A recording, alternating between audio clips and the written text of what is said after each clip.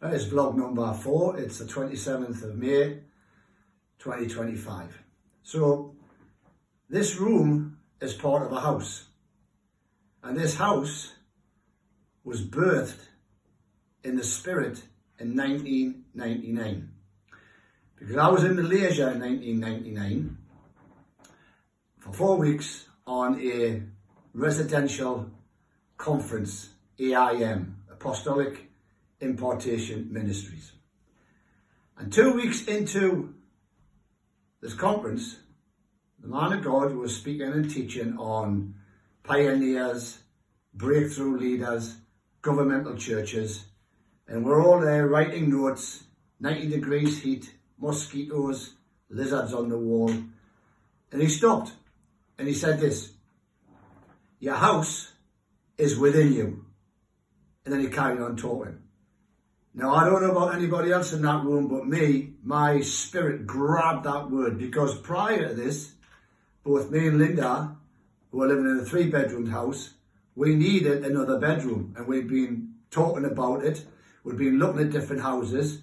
We'd been asking the Holy Spirit for guidance, but nothing seemed to be happening. So I went to Malaysia. And this is a similar situation that Elijah had. He heard the sound of rain. I heard the word of the Holy Spirit. And my spirit grabbed this. Your house is within you.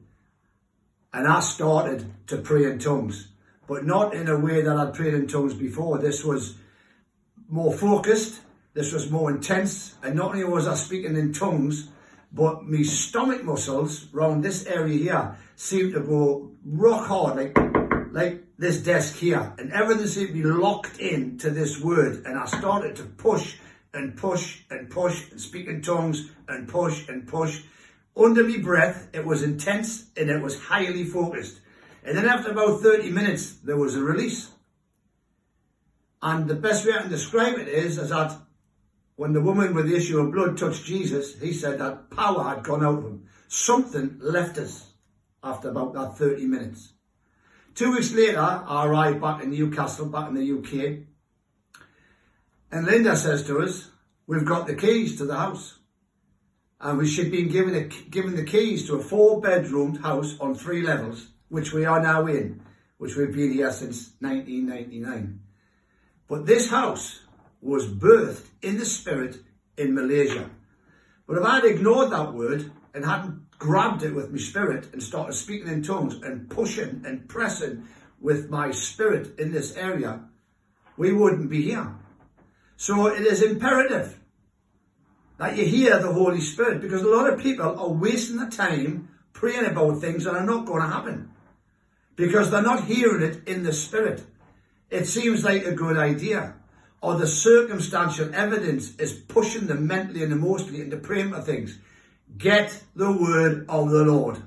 Get the sound of the Spirit, the word of the Spirit.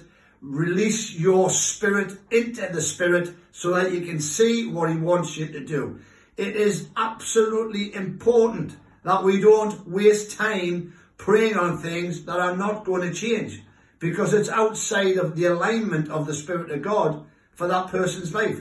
For me, in Malaysia, it was time to push and birth a 4-bedroomed house. Everything that we need for life and godliness has been given to us, but it's in the Spirit. And we have got to start to learn by the Spirit, in the Spirit, through the Spirit, how to travail, how to push, and how to press. Travail, push, and press. These are powerful spiritual, supernatural abilities downloaded by the Spirit. So I had to go all the way to Malaysia to get a house in the northeast of England out of the Spirit.